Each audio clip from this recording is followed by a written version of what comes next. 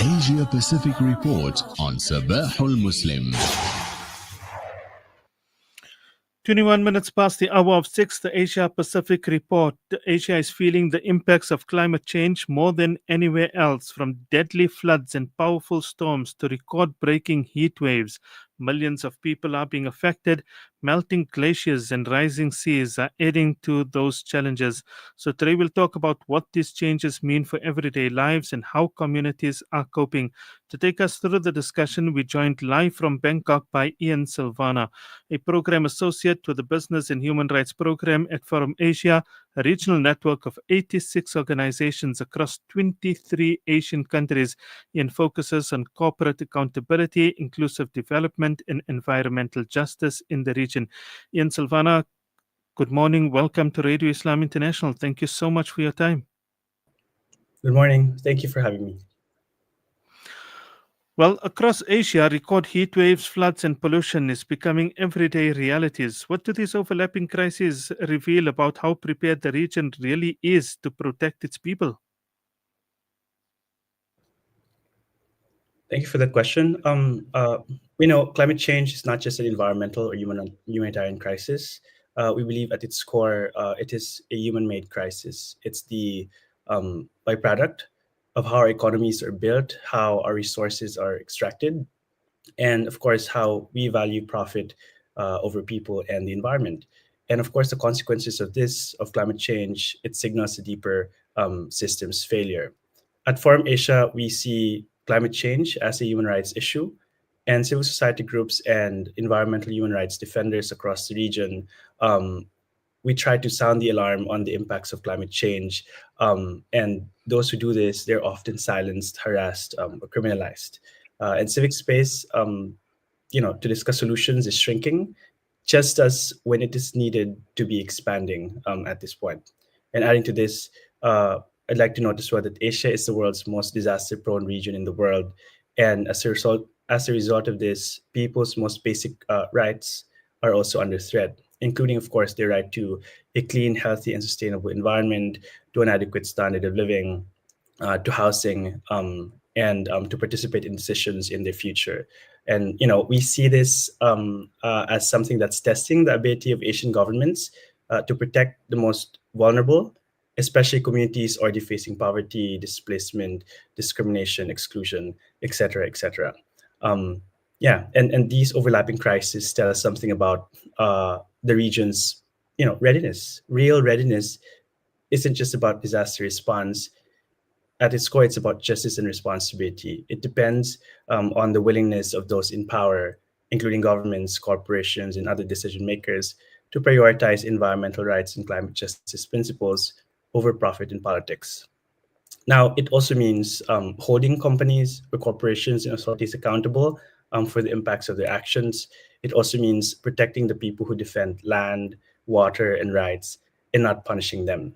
And of course, it also means ensuring that those most affected, including women, indigenous peoples, that they have a genuine seat at the table when decisions that impact climate change are made.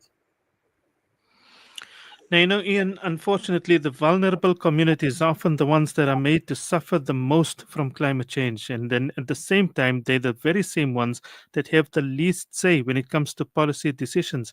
So, how can governments make sure that climate action is truly inclusive and centered on people's needs? Yes. So across Asia, the people who are least responsible for climate change are often the ones paying the highest price, and we see Mm. this across different regions in the different countries in the region. We had the Pakistan flooding in 2022, and recently in the Philippines, we had a devastating series of um, typhoons, super typhoons. Yet they are the ones most excluded from the very decisions that are meant to protect them. And governments and businesses cannot respond effectively to climate change without centering the people most affected. So this is a huge problem. And this also means, moving forward, moving beyond top-down solutions or corporate greenwashing, and instead embedding human rights into every climate strategy and business decision. And we so the conference of parties in is happening currently in Belém in in Brazil, and that's civil society hopes that it's going to spotlight community issues there, since it's already within the Amazon, particularly indigenous people's struggles, and of course leadership towards climate and environmental justice. We see just yesterday, IP groups and other protesters stormed the venue, and they've demanded for their rights as well. They're against mining, the drilling of their lands. Um, uh, they want to take back their rights from perpetrators. Um, and this is just a small picture in in a bigger, yeah, this one small thing in a bigger picture. um, when we talk about climate commitments, which is very, very bleak. Just recently, Dialogue Earth just reported the U.S. withdrawing from the Paris Agreement commitments, making its NDCs invalid, and then China, also accounting for a third of the global emissions, they've announced unambitious targets. So this is very worrisome, knowing their global impact. And we've not in the recent COPs as well, we've seen petro states and states with restrictive civic spaces host them: Azerbaijan, Egypt, the UAE. And there are disproportionate presence there have been disproportionate presence of fossil fuel lobbyists across these COPs, and even more. For example, the Guardian just reported more than 5,000 fossil fuel lobbyists who were given access to the UN climate summits for the past 4 years. And these are oil, gas, and coal firms that have unprecedented access to COP 26 to 29, which have been blocking urgent climate action. And one thing that's underscoring this is corporate capture. So corporate capture continues to undermine genuine solutions, and it continues to sideline the very communities bearing the costs of inaction. Um, yeah. So uh, really, we need to ensure that communities have a seat at the table when policies and corporate plans are designed, implemented, and monitored. We also need to make climate finance and adaptation programs transparent and accountable, so that resources actually reach the most vulnerable. We think protecting environmental and human rights defenders is paramount, so that they can speak out without fear of harassment or criminalization, and that these climate responses are actually people-centered and inclusive. Um, when they include communities, in decision-making tables, in terms of uh, including them in genuine consultations, respecting their free, prior, informed consent, their right to say no, their right to equal benefit sharing, truthful SIAs, EIAs, social environmental impact assessments, um, and of course, these companies, states, um, uh, financial institutions, for example, they should, when they do business activities, respect international human rights standards, for example, the UNGPs as well.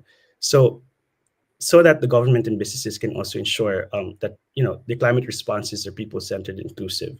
But this will only happen when they are willing to share power and responsibility with the people who live with its consequences every day.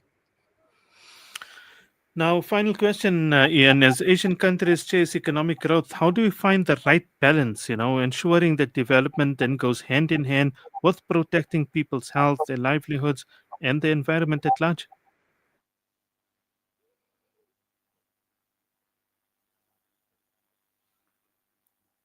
Ian? Um, Ian, are you still there with us?